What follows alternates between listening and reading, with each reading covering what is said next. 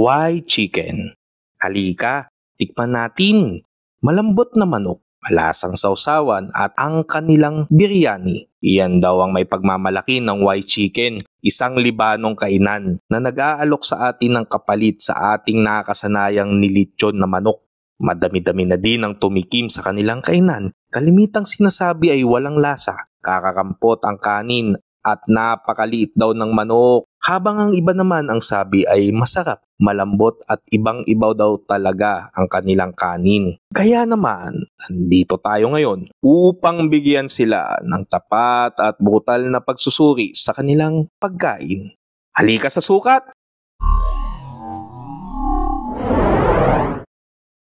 Ito ay halos nadaanan ko lamang ng di inaasahan. Sinubukan ko na din kumain. Sa kadahilan ng matagal ko na itong nakikita at madalas ko kasi ito makita sa social media. Heto nga, nakita ko sila sa May Manila Memorial Park at tinikman ko na din. Ang halaga ng isang order ng manok kasama ang biryani ay 350.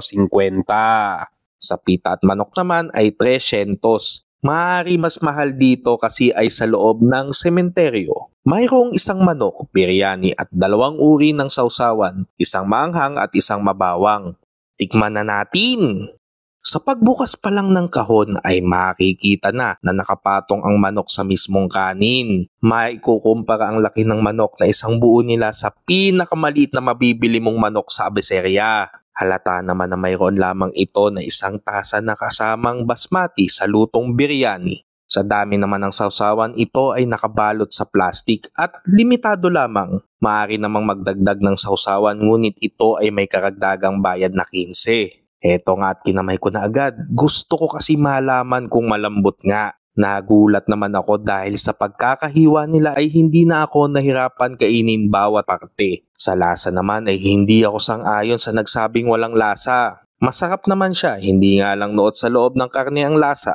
Hindi rin ito naglalangis at walang lansa. Di din hilaw dahil wala naman ako nakitang dugo o pamumula. Bagay na bagay ito kung ang bawat subo ng karne ay may kaunting balat pagkat nandoon ang pampalasa nito. Sa halagang 300 para sa manok lang, ito ay mahal. Sa aking paningin ngunit kung ako ang tatanungin, mas magiging kainaman sa presyong 250 para sa manok kasama na ang biryani. Sa biryani naman ang itsura ay mabuhaghag. Di naman nagmamantika, may lasa naman ito. Hindi nga lang nanaisin maikumpara sa mamahaling biryani na mas masarap. Sang-ayon din ako sa sabi ng iba. Pakiramdam ko nga ito ay kakakampot at ako ay nakulangan. Masyado namang mahal para sa akin kung kukuha ako ng 60 pesos na kakagdagan para sa lasa nito.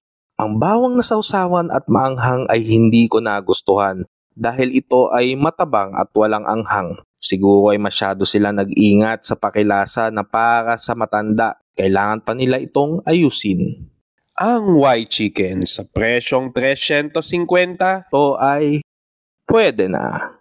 Sa kabuuan ang Why Chicken nga ay may re-recommenda ko na ito ay inyong tikman.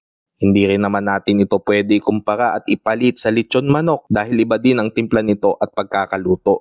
Mainam lang din na mayroon na tayong karagdagang pagpipilian sa tuwing bibili tayo ng manok. Ito ang kabuuang grado ko sa aking pagsusuri.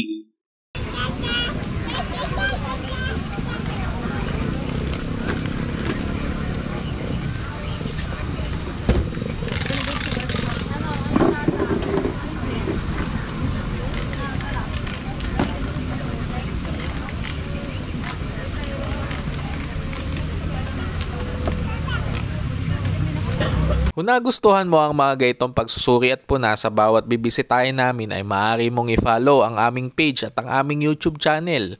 Tandaan na ang bawat tao ay magkakaiba ng kagustuhan at panlasa. Maaari kayong magkomento kung ibang pananaw ninyo sa aming mga sinabi. Maraming salamat sa suporta!